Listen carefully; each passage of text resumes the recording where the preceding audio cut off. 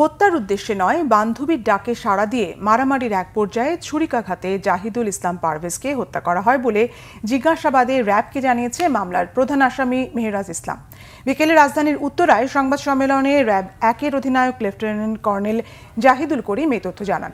পারভেজ হত্যার ঘটনায় সংশ্লিষ্ট 2 ছাত্রী ও বাকি আসামিদের গ্রেপ্তারে অভিযান চলছে। তাদের ধরতে পারলে পারভেজ হত্যার মূল কারণ জানা যাবে।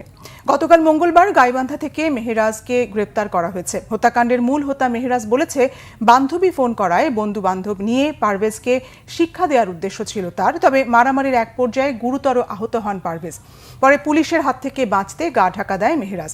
উল্লেখ্য, শনিবার বিকেলে রাজধানীর বনানীতে প্রাইম এশিয়া বিশ্ববিদ্যালয়ের ক্যাম্পাসে হামলায় নিহত হন টেক্সটাইল ইঞ্জিনিয়ারিং বিভাগের ছাত্র জাহিদুল ইসলাম পারভেজ।